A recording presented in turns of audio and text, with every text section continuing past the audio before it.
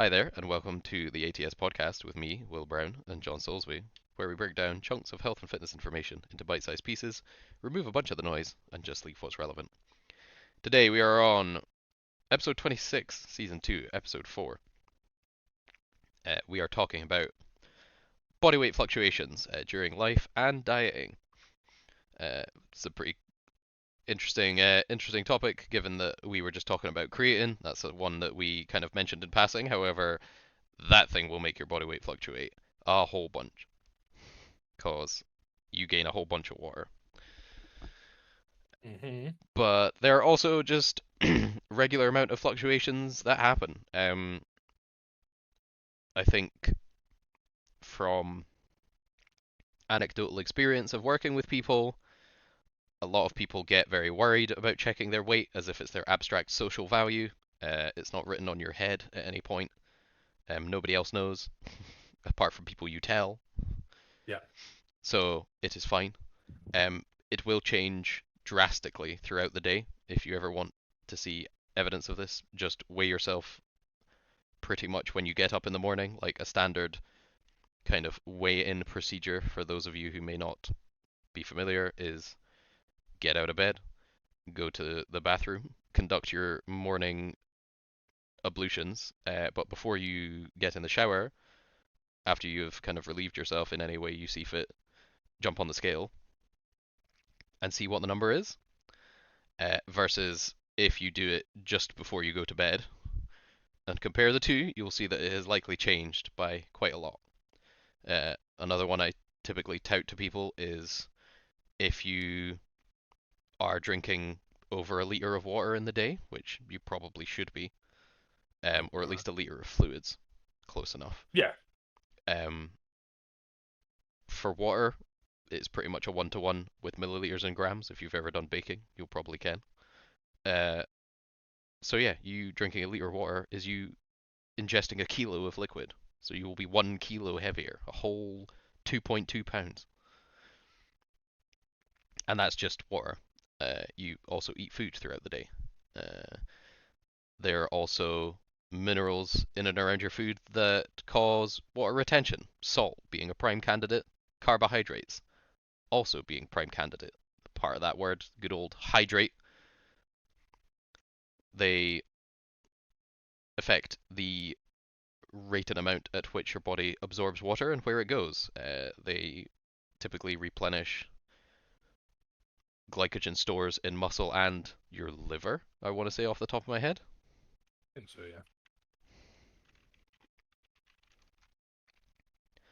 yeah. Uh, which will change your weight. Like you are physically taking on fuel, like some sort of muscular airplane.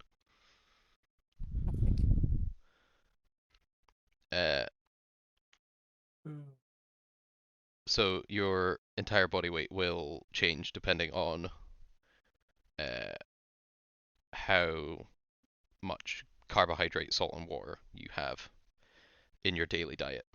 Um, People manipulate this a lot for competitive sports that involve weight classes, for example, when you need to drop a certain amount of weight, people manipulate their fluid, carbohydrate, and salt intake in certain ways that will cause large drops in body weight. However, they are extremely temporary, both for the good and the bad, because you don't want to be attempting to perform your sport as best you can whilst being simultaneously undercarbed and underhydrated with barely any salt.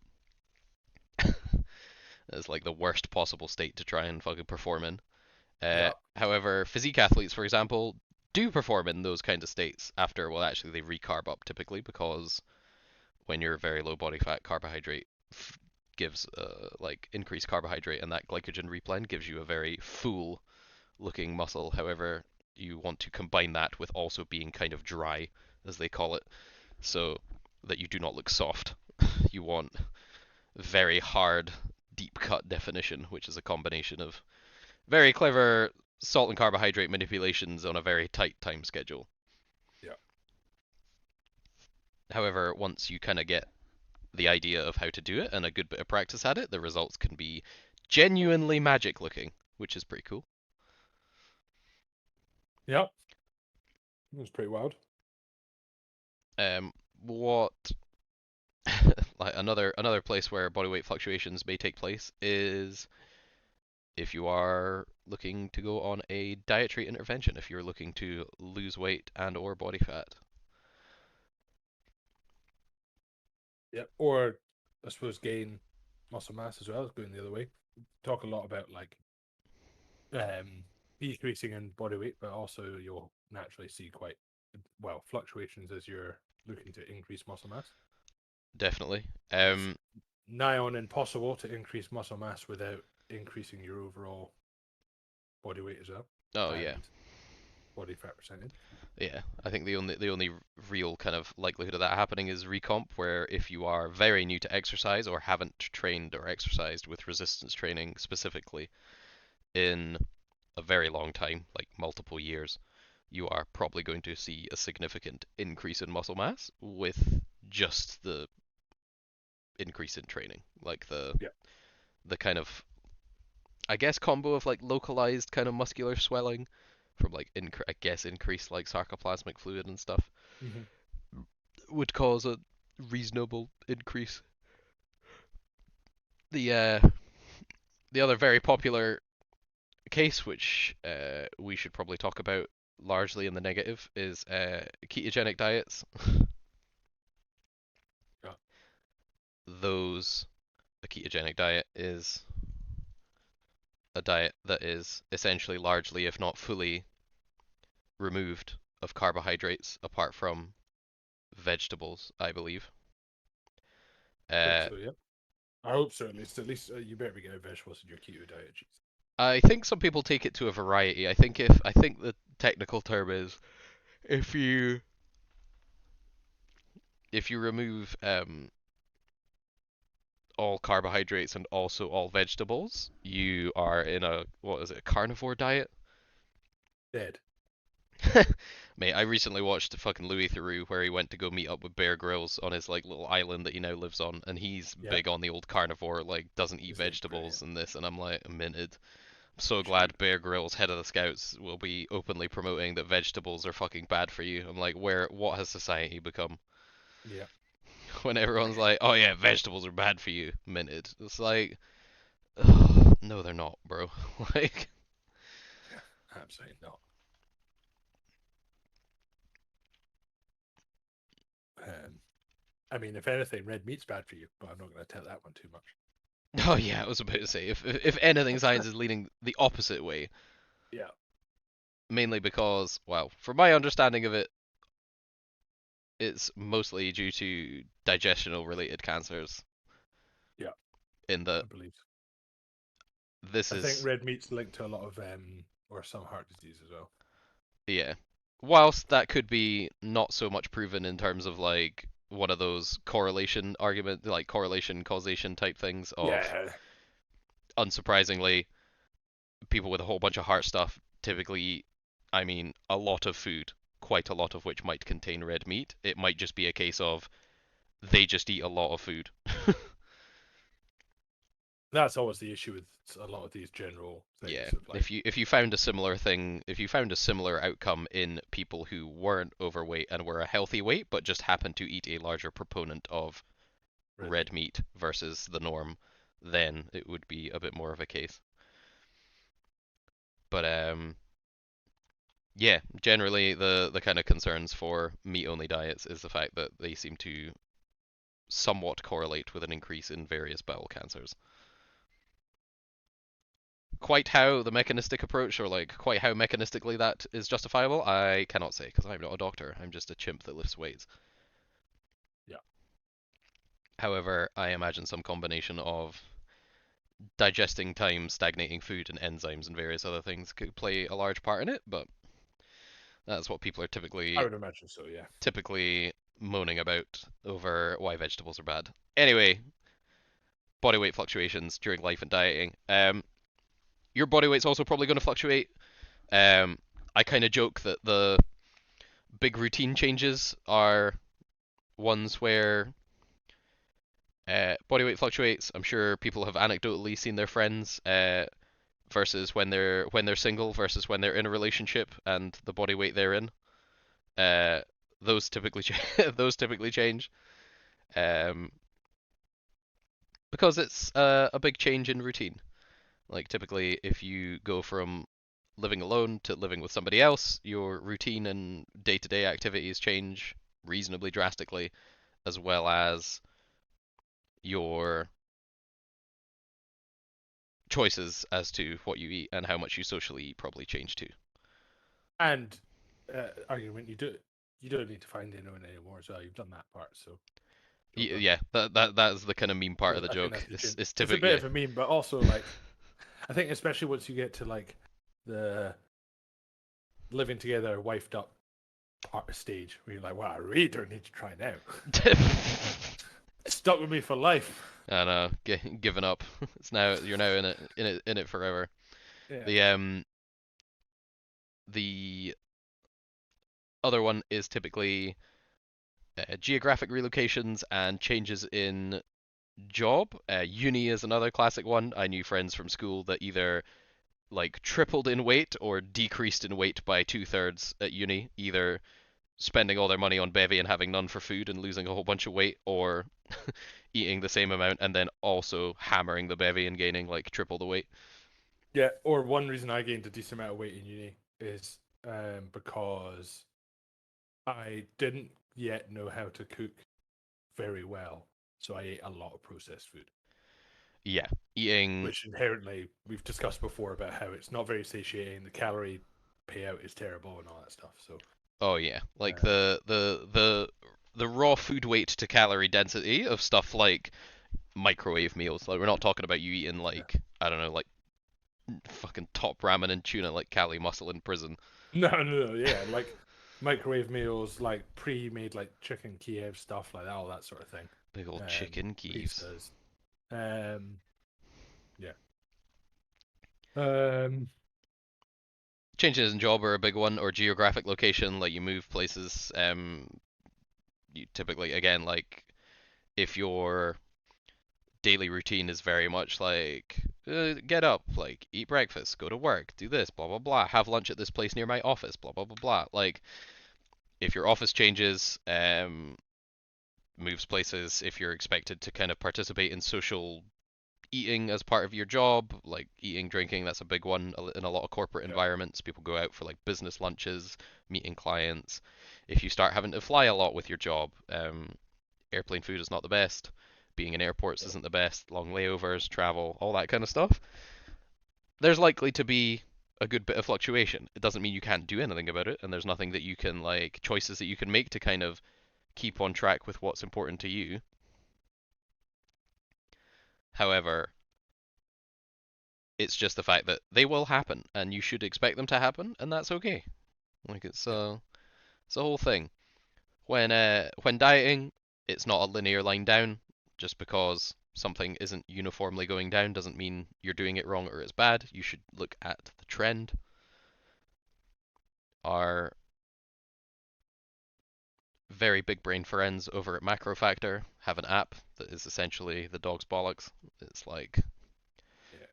So good. pretty much will put most people out of a job in terms of diet management stuff because it's just great. Yeah, I think on the flip side of that though as well is for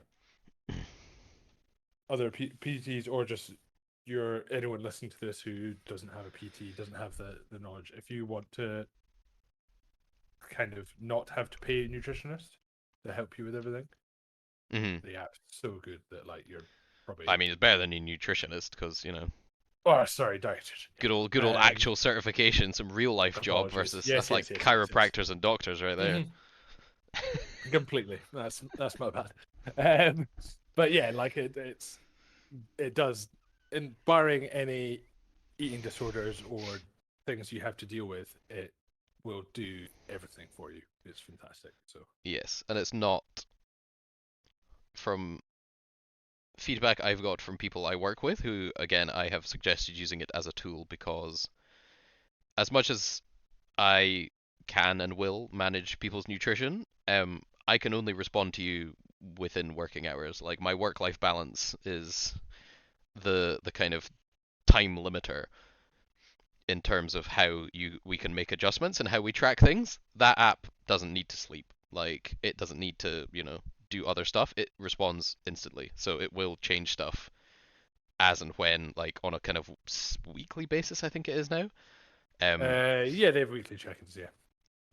Yeah. So it will course correct and alter your um macronutrients and caloric stuff based on your summary of weekly check-ins and what you've told it throughout the week. I mean, again, a PT can do that, but it can only respond as quick as the human on the other end of the phone like texts you stuff. Yeah.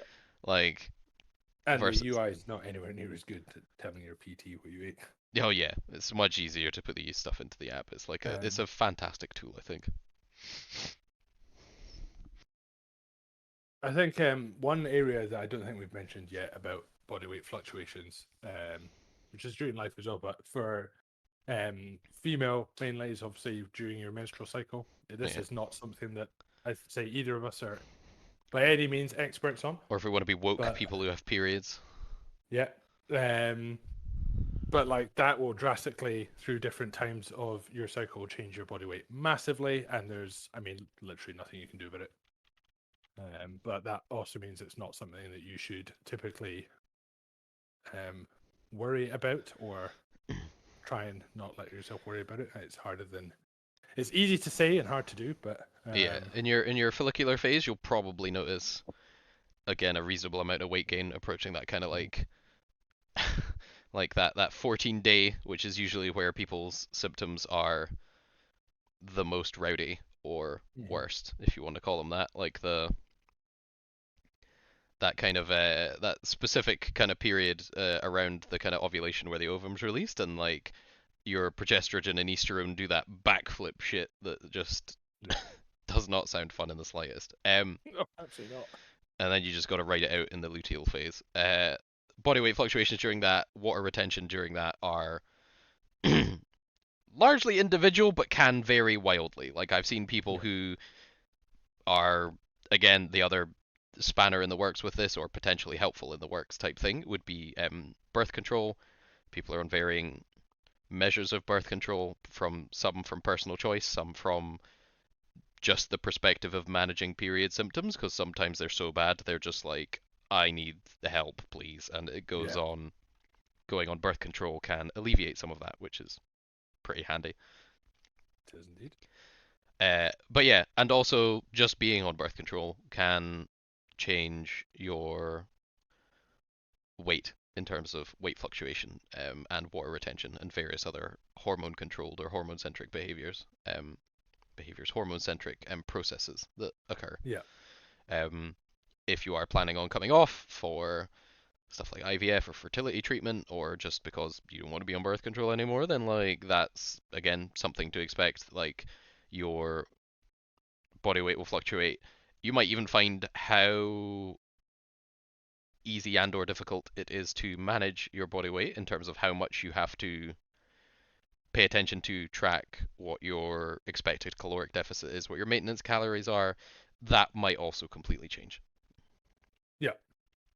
Because you are removing a certain amount of hormones that have some kind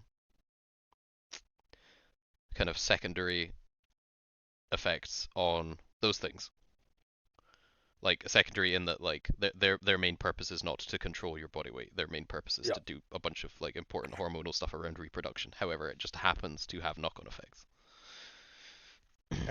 Better that than knocked up effects though. Oh yeah. Wait. Yeah, and then obviously on that pregnancy, there's one large reason your body weight can fluctuate, but there is also biologically your body will increase in body weight on additionally to like growing a child. And anyone who comes out with like, oh, you only need an extra 100 calories a day to grow a child, get fucked. That's obviously by some bloke who's just been like, you only need this to grow it. Yeah, I very much doubt it. Given that you don't even need 100, given that 100 calorie surplus isn't even enough to grow your own biceps, I really doubt 100 calorie surplus is enough to grow a whole extra fucking child. I pulled that. I don't know what the number is, but it's something close to like, in hundreds. I doubt it's enough. But also like tell any pregnant woman that she only needs another like 100 calories. Ah, good one. Do what you want. Like Yeah, eat what you need. that's a very Oh, good way to get something thrown at you, I feel. yeah.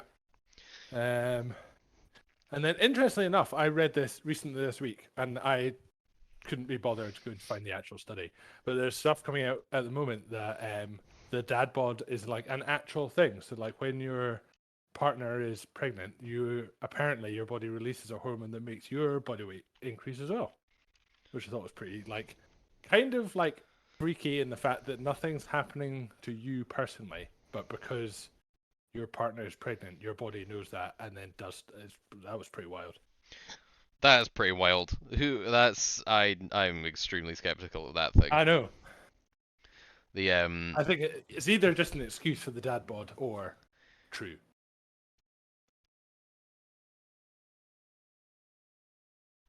study confirms men gain weight when they become parents. I mean that. Like, yeah. I have a feeling that is very much going to be